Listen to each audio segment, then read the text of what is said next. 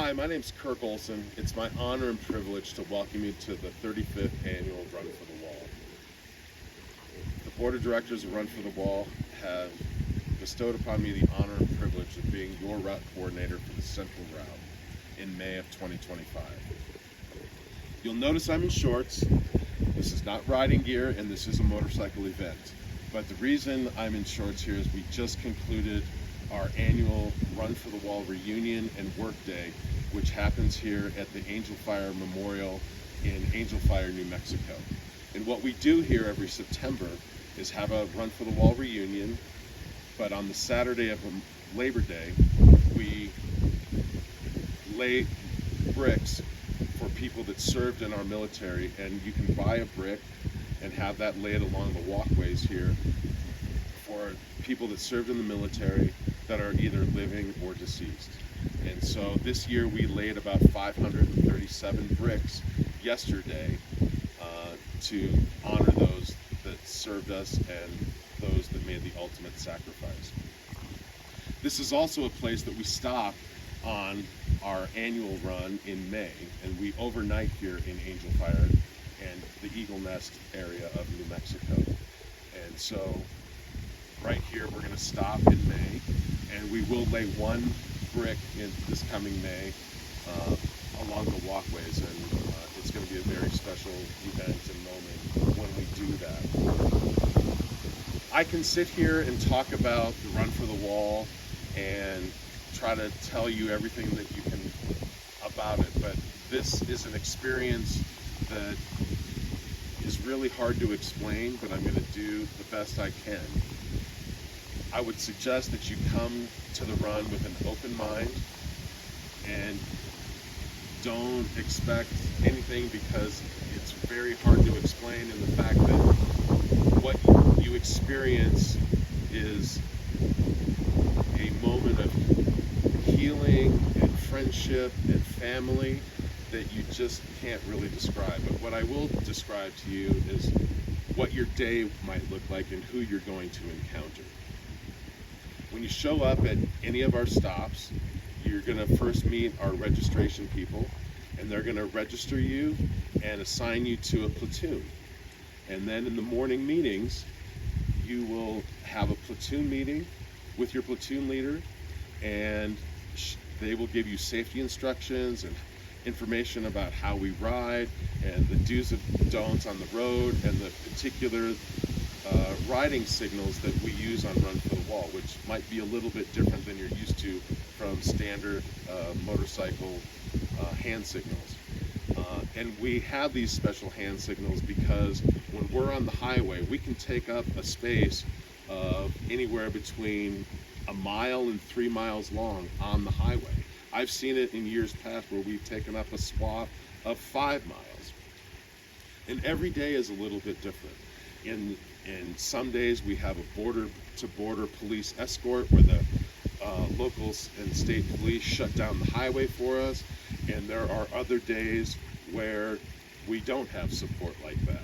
So everything's a little bit different, and on those days the road guards do our work, and I'll be talking about our road guards in a little bit. But a day on the run kind of looks like this.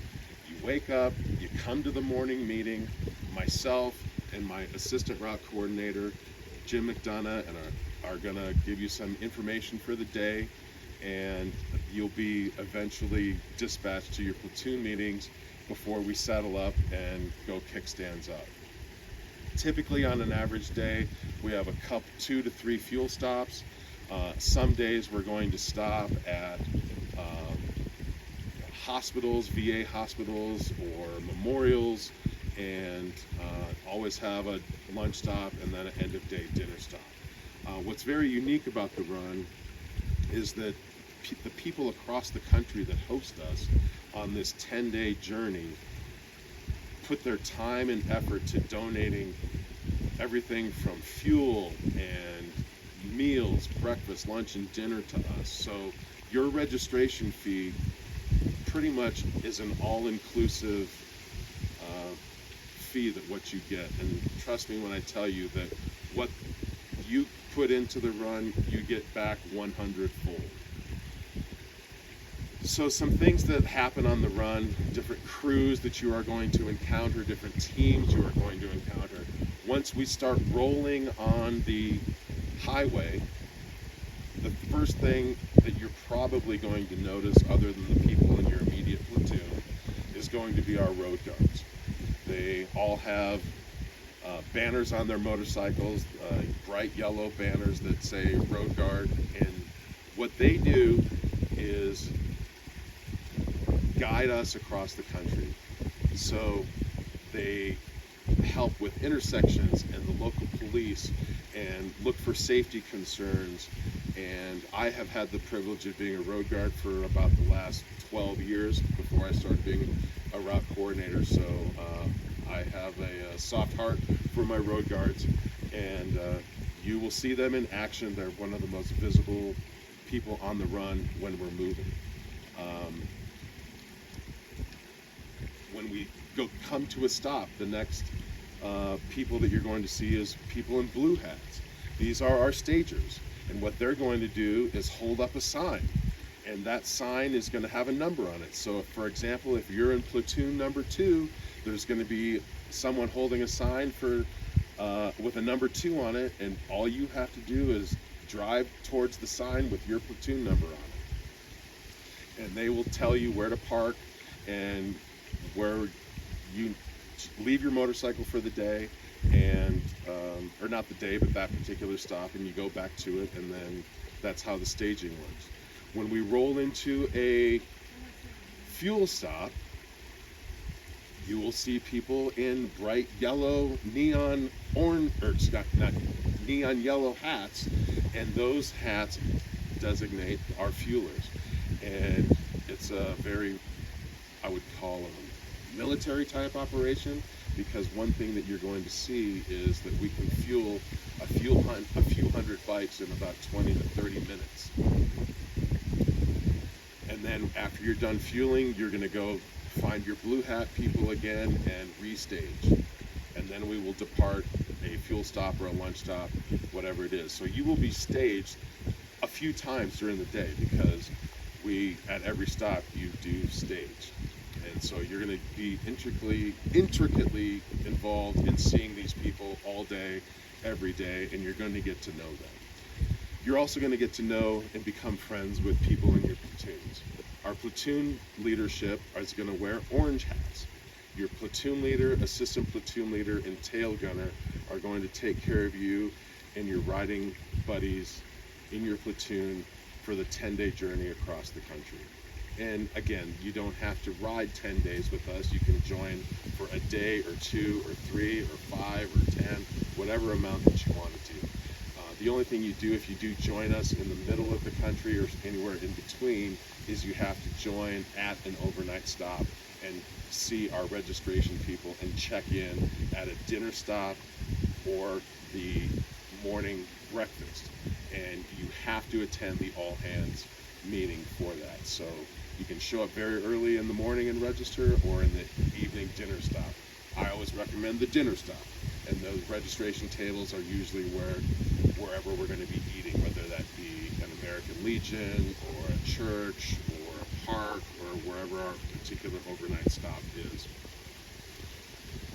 I did mention that we make different kinds of stops along the run. We stop again at VA hospitals and memorials, and pay our respects across the country to different communities. And one of the things that I will mention about the run is you will probably be in more parades over the course of 10 days than you will ever have been in your life. You will see people lining the streets as we roll through towns, waving flags and welcoming you home. And it's very touching and very moving, and I promise you it will touch your heart. While we roll across the country, in the middle of nowhere, on an overpass, you will see someone between one person or a couple hundred people on a bridge sometimes, with signs and homemade signs and banners saying welcome home and we love you and hello. And the people that line those overpasses they just come out and do it. This has been going on for 35 years. Our supporters look up our schedule, and they know when we're going to be rolling through. And one thing that we started several years ago is we have an ambassador crew that runs ahead of the pack, and they go and thank and welcome those supporters on those bridges. As an example, is one of their jobs. The other thing the ambassadors do is stop at schools and talk to school kids and different people in different communities that we encounter. We also have an outreach team that makes special trips to visit our Gold Star families across the country and Blue Star families that need and that we want to show and give outreach to for extra love and support. The whole experience ends with us arriving in Washington, D.C. and culminating with a group photo from all three routes, Central Route, Southern Route, and Midway Route, with a group photo at the Lincoln Memorial. After that group photo is taken in Washington, D.C. on the Saturday of Memorial Weekend, we then walk over to the Vietnam Memorial Wall and lay a mission completed plaque.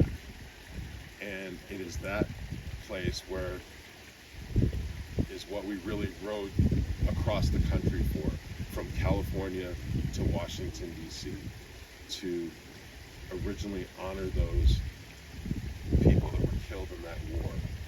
I will also mention that this year, being at the 35th annual run, really is a moment where we are taking an extra effort to honor our Vietnam veterans, because Vietnam veterans, like my father, for example, is getting a little bit older, but he still rides a motorcycle. But we know that these guys can't ride forever, and we are want to make the run continue and pass the torch to our new and upcoming younger generation of veterans and supporters. Another thing I want to emphasize, that to ride with us, you do not have to be a veteran to ride with us. We have open arms and welcome anybody to ride with us. All we ask is that you have a heart for our veterans and our military. With that, I'd like to again welcome you to the Central Route and Run for the Wall. Whether you ride with the Central Route, the Southern Route, or Midway Route, it doesn't matter. But please come. It will be a life-changing experience. And if you're like me, I wish I had found this 5 or 10 years before I did. And once you do join us and come, I promise you'll want to come back and help, because you will make lifelong friends. With that, I welcome you, and I'll see you in May.